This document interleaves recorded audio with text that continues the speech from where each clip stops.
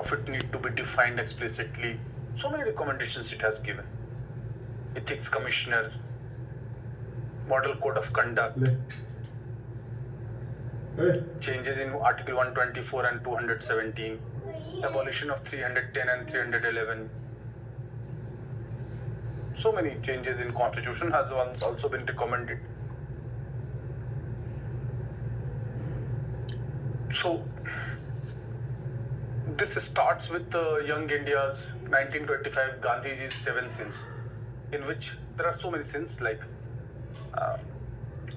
knowledge without character, wealth without labor, and commerce without morality, and religion without sacrifice, and so on.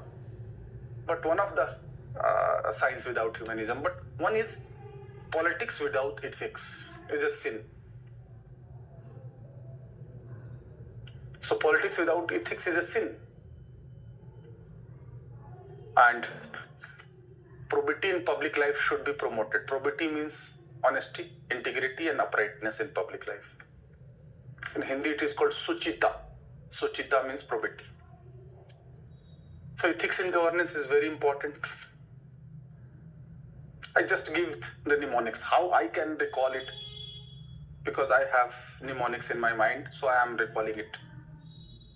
I have distorted the name of Virappa Moili. I have made it Sirappa Moili. He will not like it, but that will help us to decode all the things. I will demonstrate at the end that how it will be simple for you to remember.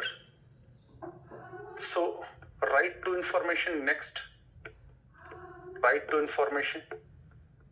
This has reverted Official Secrets Act 1923 on its head. For Official Secrets Act 1923, secrecy was the norm and transparency was the exception. But for this, secrecy is the exception and transparency is the norm. So this is Revolutionary Act 2005, although implied in Article 19, freedom of speech and expression. What you will express unless you are having no information, if you are ignorant? So all red tapeism, all hidden things, all the things which are financial and non-financial details which are there in files, people had no access earlier, causing collusive corruption, has to be unearthed. So this is, the language is the master key of good governance. Master key of good governance. This is the language used by the second ARC. Then a shared capital, social capital. Shared capital, social capital.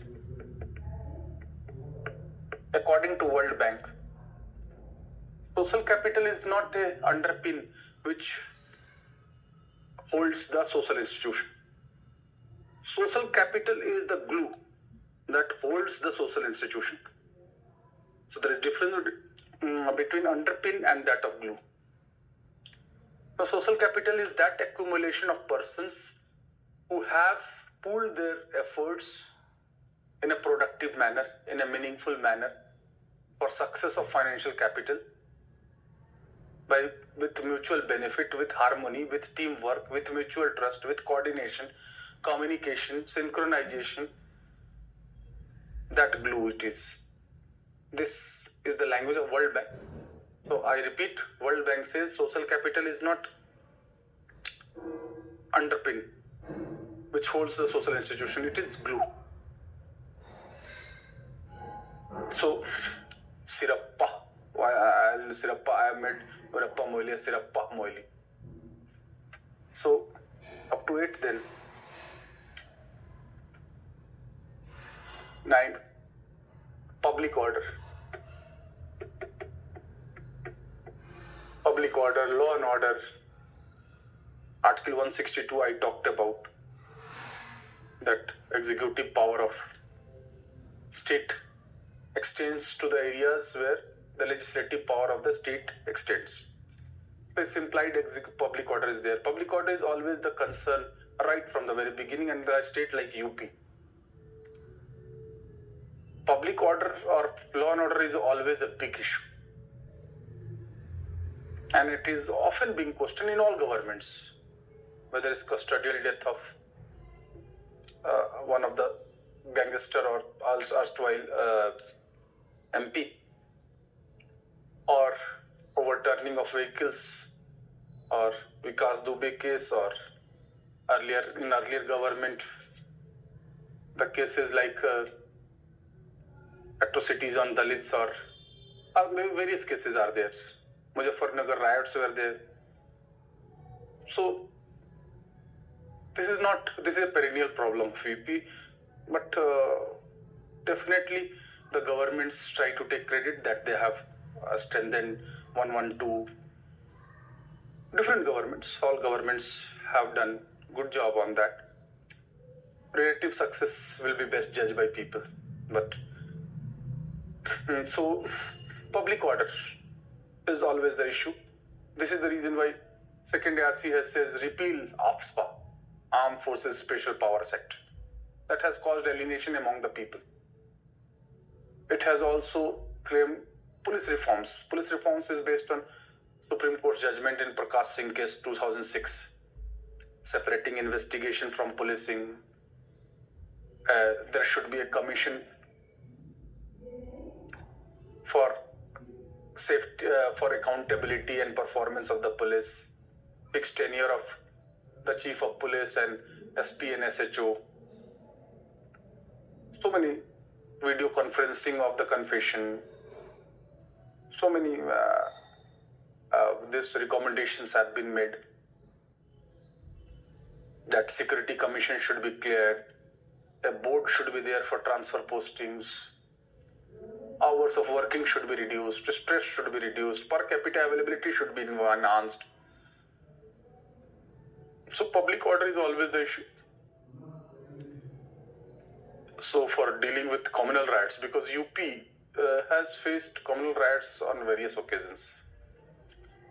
So Rapid Action Force is specifically, which is part of CAPF, if the things are not under the control of state police, like it happened in case of Muzaffarnagar communal riots in 2013, then RF, Rapid Action Force, which are especially trained to deal with the communal riots.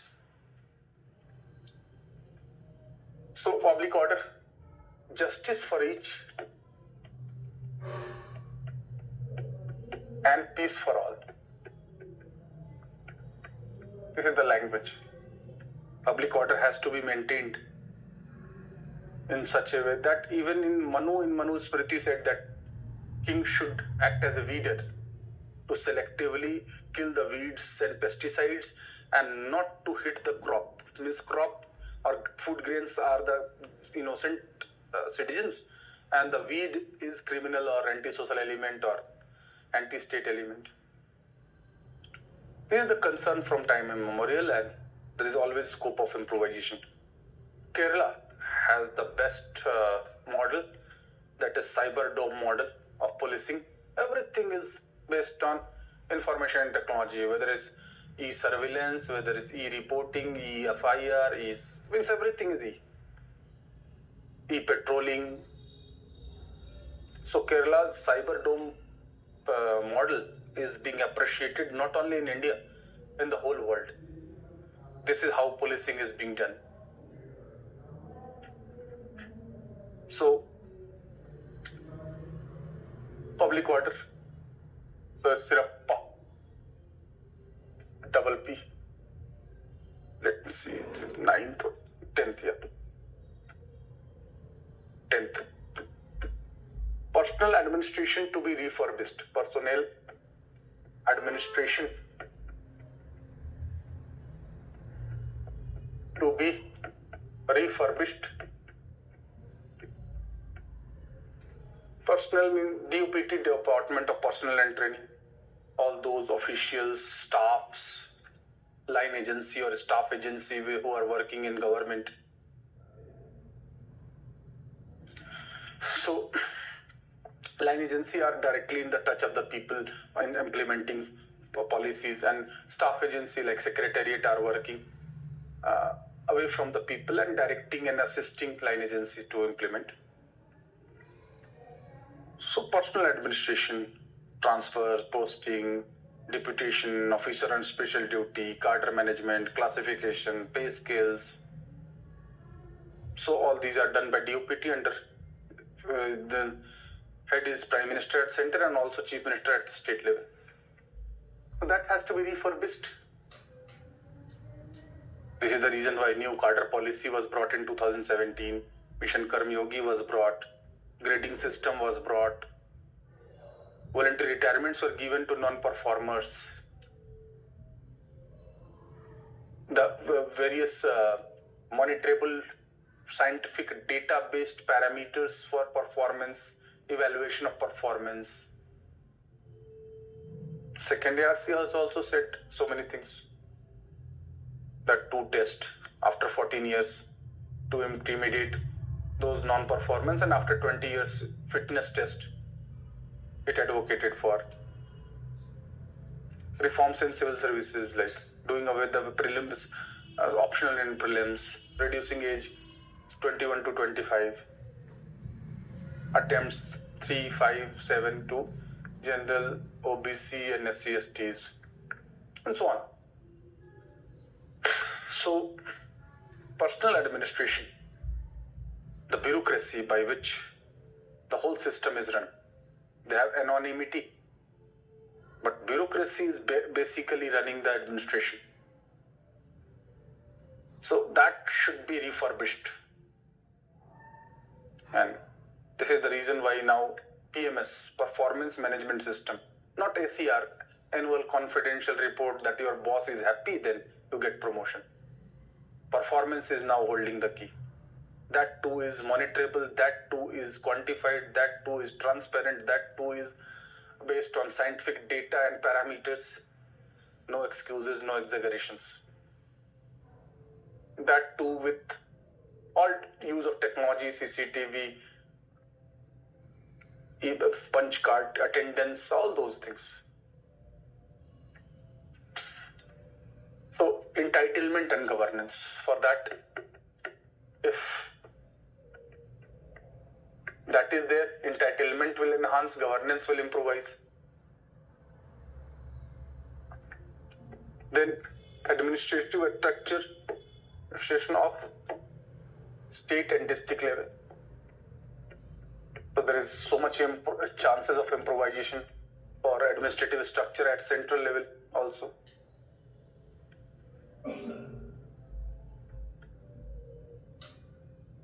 So human capital to be unlocked. Human capital. So let me clarify this. Personal administration to be refurbished. That for that language is just modified. Scaling new heights. Means if the personal administration is refurbished, then it will be scaling new height, it will be reaching full potential. Entitlement and governance is here. Human capital to be unlocked. So for that, the language is entitlement and governance. Human capital, social capital, how human resource management.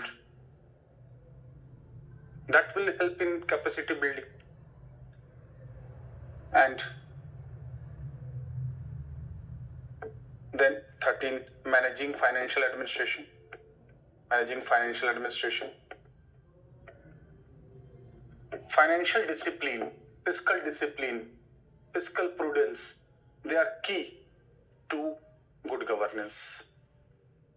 Withdrawal of non-meritorious subsidies, reducing revenue deficit on current account zero, focusing more on capex, that is capital expenditure generating assets.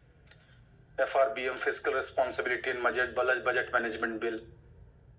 FRL in states, fiscal responsibility legislations in states. Also toning up monetary policy through MPC, Monetary Policy Committee, fiscal policy. For that policy to be policy science, Niti Ayog. more professional, more data-based, more scientific policy science. So at all level, downsizing, right-sizing, outsourcing, non-core core function, corporatization of the government organizations. Without fiscal discipline and fiscal prudence, the extravagance, corruption, and wastage of resources will lead to poor governance. So fiscal discipline is holding the key of governance. And if there is no fiscal discipline, most of your that expenditure would be on interest payment. That will be non-asset generating current account expenditure. That will be complete waste. This has been followed right from 1991, more in a legally binding manner since 2003. Taming fiscal deficit to below 5%. Ending revenue deficit. If we have surplus on revenue account, then things would be more sustainable. So that is there. Then organizational structure of Government of India. Structure of Government of India. So there is ample scope for changing the organizational structure of Government of India, as Article 77 provides for rules of transactions and allocation of business by President on the recommendation of Prime Minister. So many changes have been done. Earlier, Disinvestment Ministry was there. Now, DIPAM, a department within Finance Ministry. Department of Investments and Public Assets Management. Earlier, Namami Gange and Water Resource Ministry silos were there. Now, Jal Shakti Mantralaya is there. So, there is ample scope for and certain ministries and the departments have been renamed and a new nomenclature and silos to be removed, duplication to be avoided, unified integrated approach to be followed. In one of the public speech, Modi ji said that he gave example of poor governance, that first pipelines were being laid down for water supply, and later transport department said no, we have to create road here. Then pipelines were broken. Again, construction department came and that said no, roads we had to be broken because we need construction on this site. Had there been an integrated approach, those resources, time, energy, money would not have been wasted. And finally, inspiring journey for future local self-government. Inspiring journey for future. That is local self-government. These are the recommendations of second ARC.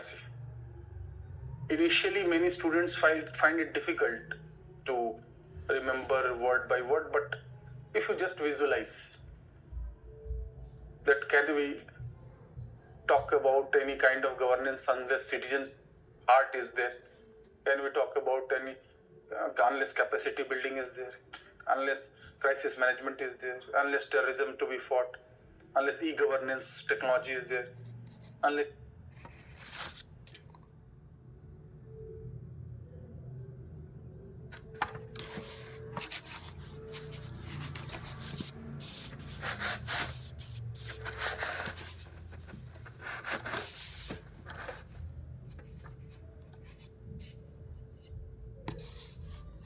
ethics in governance is there, unless right to information is there. Just think, visualize, you will be getting. Unless personal administration to be refurbished, human capital, social capital, Government of India, restructuring, financial management. And if you find it still difficult, then just have a mnemonics. Instead of Virappa Moili, I have manipulated his name, C4 Virappa Moili.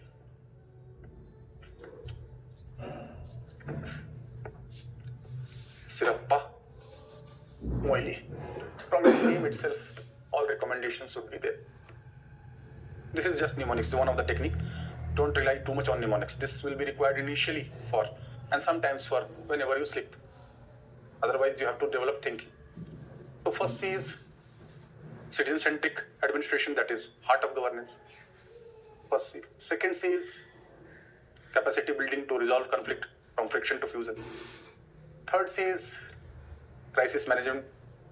When that happens, then it leads to despair to hope. Fourth C is combating terrorism with righteousness, that I've discussed. E is ethics in governance, the smart way forward. E-governance is smart way forward. Ethics in governance, next is ethics in governance. R, right to information, master key of good governance. A, shared capital, social capital. P, personal administration to be refurbished. P, public order, peace for all, peace for each and justice for each, peace for all. A, again, here we have seen that a shared capital. So here administrative structure, administration at the district and state level. H, human capital to be unlocked.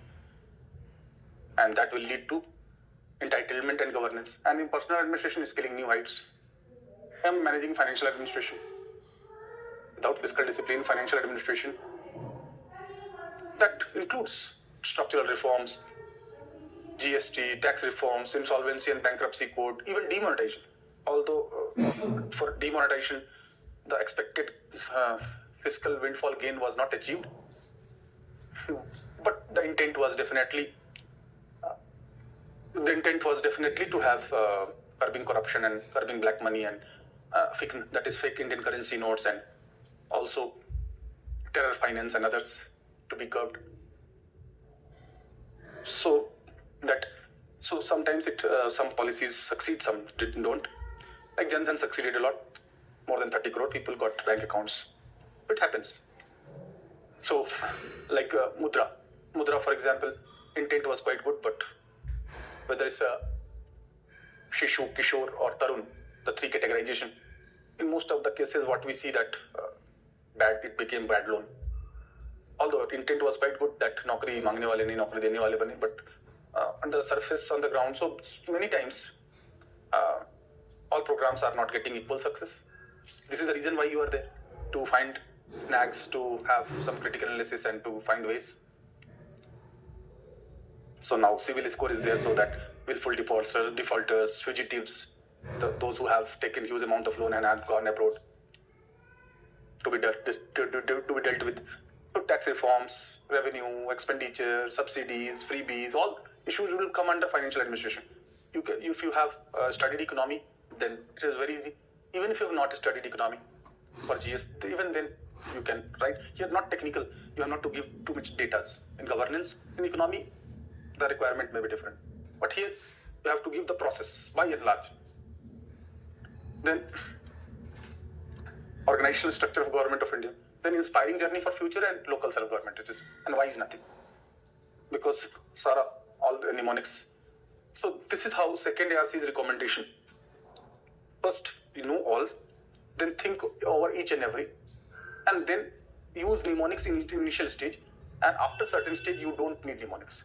Yeah, but don't forget mnemonics, because in actual exam, sometimes you are not able to recall and you feel problem in writing the things in exact format in a time-bound manner. This is the reason why I have said FT praise, because many things you are knowing, but on the spot, if you are not recalling and writing, and not presenting, examiner will not appreciate that you have studied so much and you have so much hard work, you were knowing but you could not present. No excuse for that. Marks will be only given what you have presented with clinical accuracy. For that, it helps, but it is one of the technique. Smart labor involves this as one of the technique. Visualization is more important. Anyway, now, so we have to see what are the elements of good governance. We'll see also what is bad governance, because whenever we discuss light, we also understand it in terms of absence of darkness. So for good governance, you know the enemies of good governance. Biggest enemy is corruption. This I'm not saying. 10th Five-Year Plan says corruption is the most endemic and entrenched manifestation of poor governance. There are so many other reasons for bad governance. But corruption is the first and foremost. Discretionary power, corruption, maladministration. So many reasons for corruption are there. Crony capitalism, whatever problems that you see around. Criminalization of politics, misuse of 356, friction, lack of capacity building, poor law and order problem, terrorism, atrocities against women and children, identity politics. Let me tell you, modify this. Identity politics itself is not a negative connotation as such, provided that it is having certain limits. But most of the cases we see negative aspects of identity politics. I've discussed in the very beginning. So components of good governance.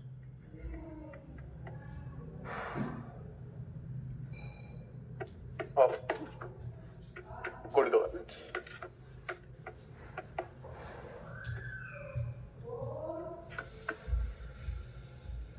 First component of good governance is of course E. E-governance. Without E, nothing can be possible. No governance is possible. Because question paper also says that fourth industrial revolution, information and communication technology, and use value of information rather than E is the means and this is the end. Questions have been also asked in that format. And the whole world, the smart way forward is the terminology which is used. Smart way forward. First, I write all the elements of good governance, then I will elaborate one by one. First is that e-governance, then citizens charter. In India, say Uttam model, what is citizen charter? How Tony Blair means how John Major started in 91. What is Nolan Committee 1994? What is Tony Blair? What is India's say Uttam model? So that is one component of good governance. Because citizens first. Then EQ, efficiency, economy, and effectiveness. This is also component of good governance that need to be elaborated.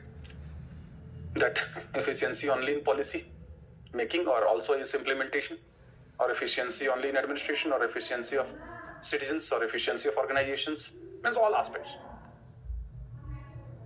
So only output or outcome also, all those things also you need to know. Efficiency, economy, effectiveness. Just I'm giving components of good governance. Again EQ, ethics, ethos, and equity and legitimacy.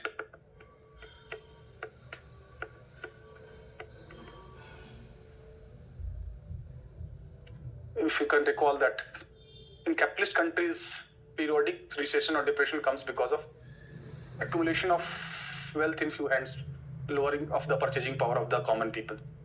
Even in new public management, equity was highlighted. So this is also a component of good governance.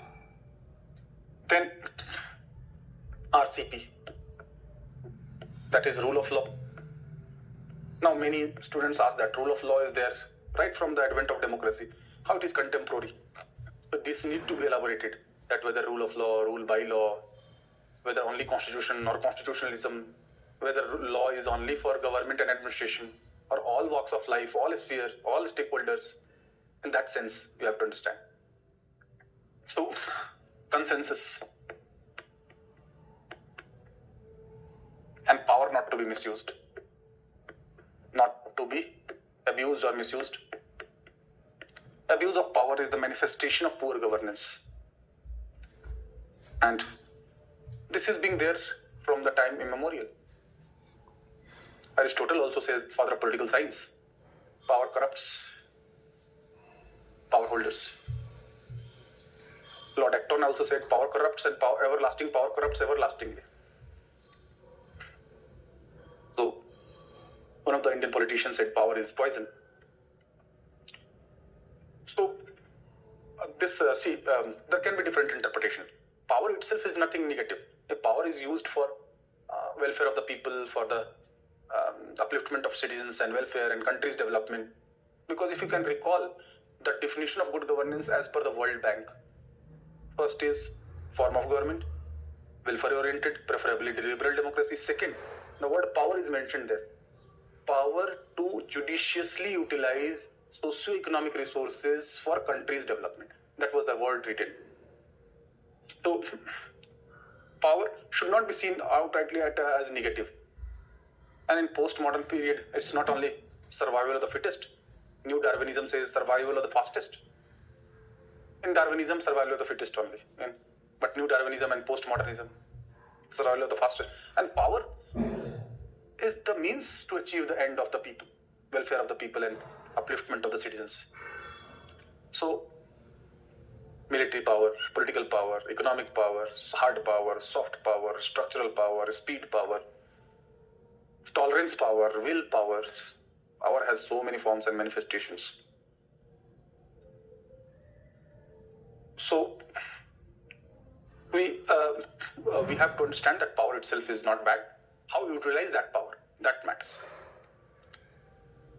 Then, sustainability. Sustainability, when we talk about environmental sustainability mainly. So, must be clear that environmental sustainability.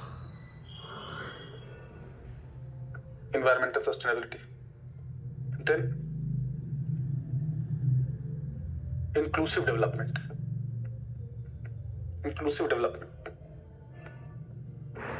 Many students ask this question that there was always concern for poor, marginalized, weaker sections of society. What is new in this contemporary concept in governance, that inclusive development? Even Kautilya says that in happiness of king, happiness of subjects lies in their sorrow. Good is not judged by what the king consider good, but what people consider good. So that inclusiveness was always there. What is new in it? Very valid question. This was very valid question. That concern of the poor, marginalized, deprived, neglected, downtrodden was always the concern, no doubt in it. But let me clarify that in wake of hyper-globalization, the changes are faster. The gap between rich and poor is increasing faster, and various gaps are increasing in a very unprecedented and with very fast speed. So the difference is of extent. Try to understand this. I repeat, deprived, marginalized, downtrodden sections were already there, and they need to be included, and benefits of growth should be given to them also. This was always desirable. But in wake of hyper-globalization, the gaps which are increasing is on an unprecedented scale with such a speed that needs immediate, faster intervention of the state, so that gaps does not go beyond control. I repeat, because this concept you need to understand. This is very students are not getting this in completeness. So I am repeating. Inclusive development or inclusive growth means what? Means interventionist role of the state to ensure that benefits of growth reaches to weaker sections of the society by bridging urban-rural gap, digital gap, gender gap, regional gap, class gap, caste gap, to ensure that weaker also get the benefit of growth. That is inclusive growth. But you see that before hyperglobalization, the gap between rural India, that is Bilakta Bharat, and urban India, that is Chamakta India, was lesser. The rich and poor gap. Earlier rich were industrialists having thousands of crores. Now lakhs of crores, hundreds of crores in fact. Now lakhs of crores are being created in share market or the things in the global trade, global market.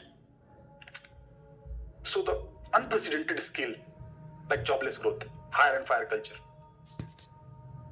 like marginalization of the weak, like disadvantages attached with the women in relation to migration or in relation to growing cultural intolerance. or digital gap. This question has been asked in UPSC, so this is the reason why I'm highlighting this. That what are the problems in digital revolution? So you're talking about 5G and all top grade technology in Delhi or in big cities, and in rural areas, even electricity supply is not there. What to talk of 5G and digital speed and speed data and all that? Means in some villages, now most of the villages have been electrified. And even if the electricity is there, data speed is very slow. Even if data speed is there, because only digital infrastructure will not do. You need digital connectivity. You need digital literacy. Infrastructure is there. Connectivity is there. Literacy is not there. How to use it, people are not aware. Still, you will find many people around. And they say, no, just take it in cash. No UPI, no nothing. Still, many educated people are saying this, although they might have experience of digital fraud or likes. But digital literacy I was talking about. Mission Saksharta has been started. During demonetization, Modi ji also appealed that make your mobile a wallet. Go for more digital transaction that will help in curbing fake Indian currency notes. That will also help in preventing financial frauds or wrongdoings, because all the things are duly recorded. History of transactions are being there. My point is that the inclusive development, inclusive growth, financial inclusion. See, before Jan Dhan, 30 crore of our population had not a bank account. They were outside financial system. Means, what to talk of credit facility and overdraft facility and locker facility. Even their savings were not secure. If the banks, they will be putting in homes, so that will be always vulnerable.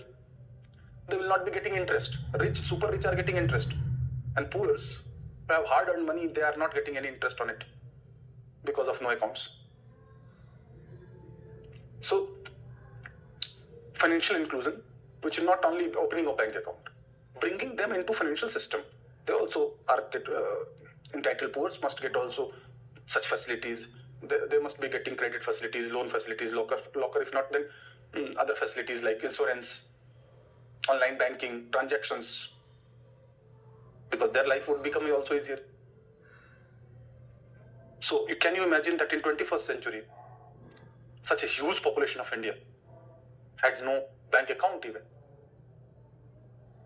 So this is a financial inclusion or inclusive growth, or to ensure that benefits of growth are reaching to all sections, particularly vulnerable sections. This is there. And finally, the role of government. I have discussed the role of government, qualitative change, enterprising government, market-oriented government, consumer-oriented government, citizen-centric government, anticipative government. Then the development should be the social movement, regulator, not controller, facilitator, not provider, catalyst, policy, more concentrated presence in certain areas. Withdrawal means role of government is always there in governance, no doubt in it.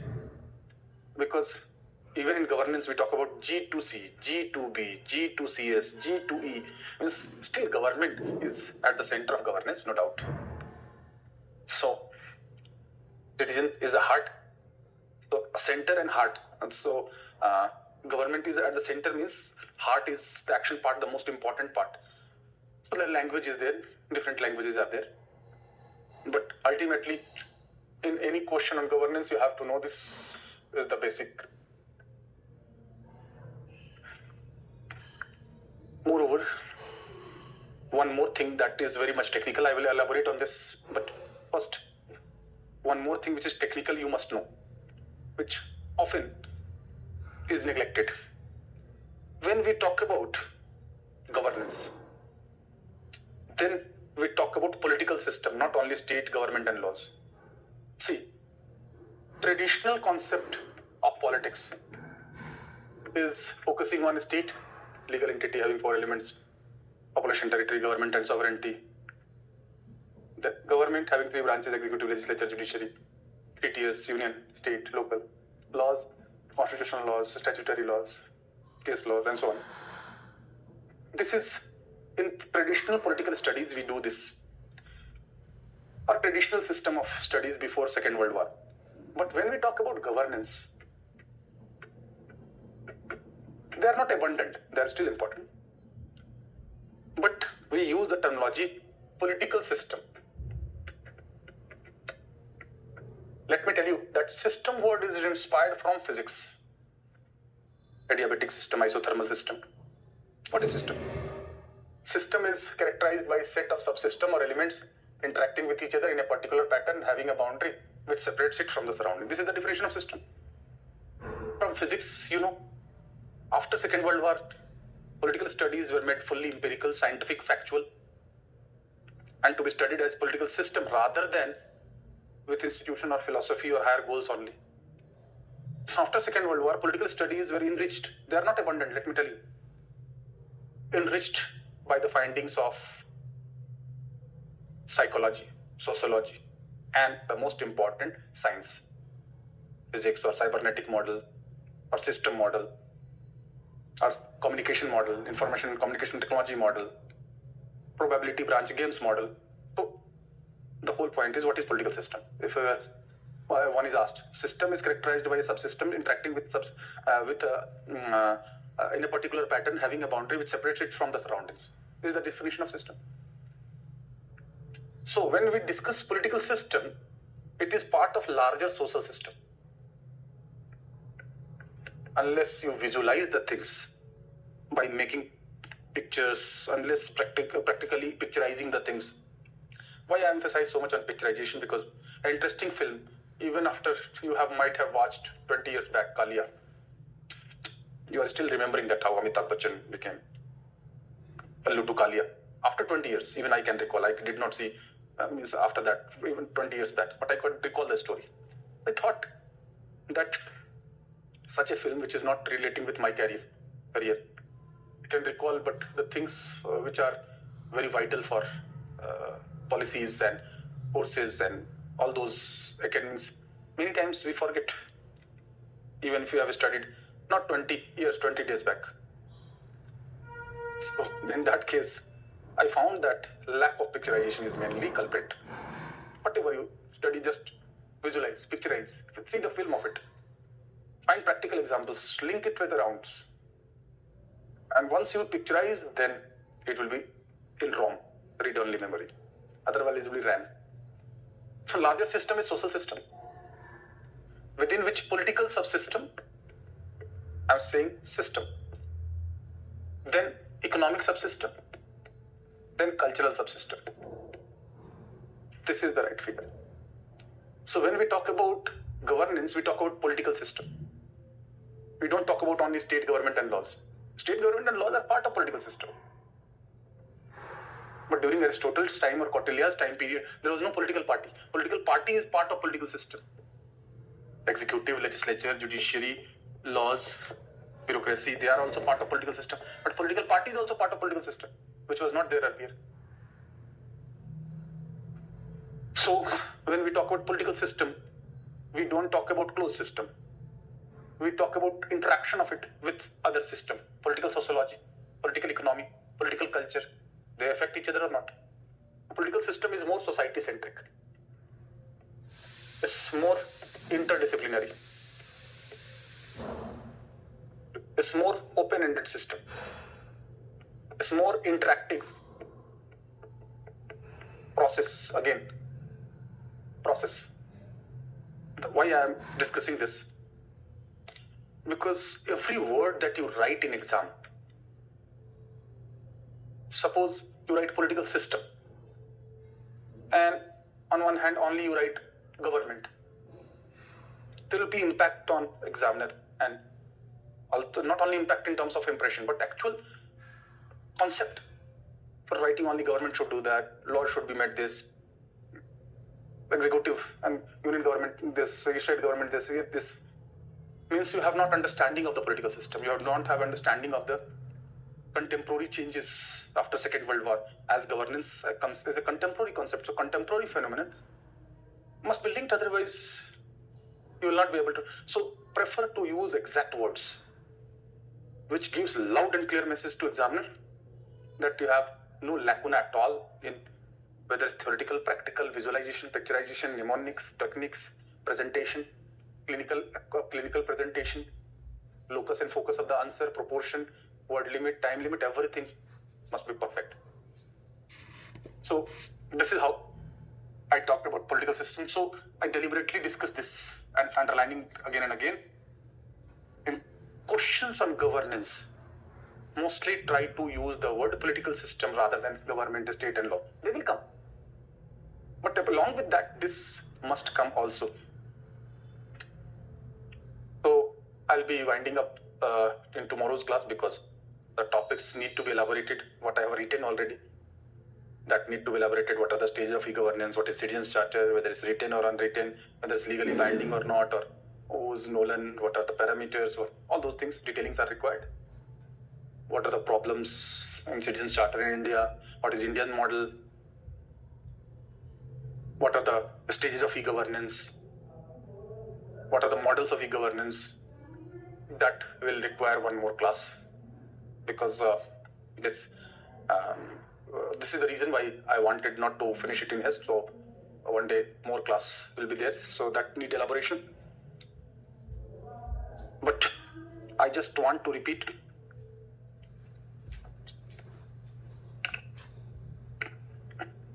that in this particular paper, first layer of study is, of course, the theoretical, which is universal. Theoretical underpinnings, context, time, space, what, where, when, who, how. And then not only theoretical knowledge, but its application, examples, elaboration in simple language. You're not writing literature, you're writing GS. So no flowery language, no ornamental language, easy to understand, which is anybody can understand.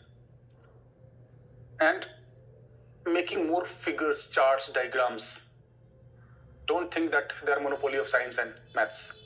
In humanities, even if you make freehand diagram, no, don't devote too much time on that freehand diagram. Like I have made so many freehand diagrams. Many times I have made graphs. Like political development, I made graph. So x-axis is time, independent variable, y is increase, betterment, development. So we will be covering it in, concluding it in tomorrow's class. So that's it for today. Thank you.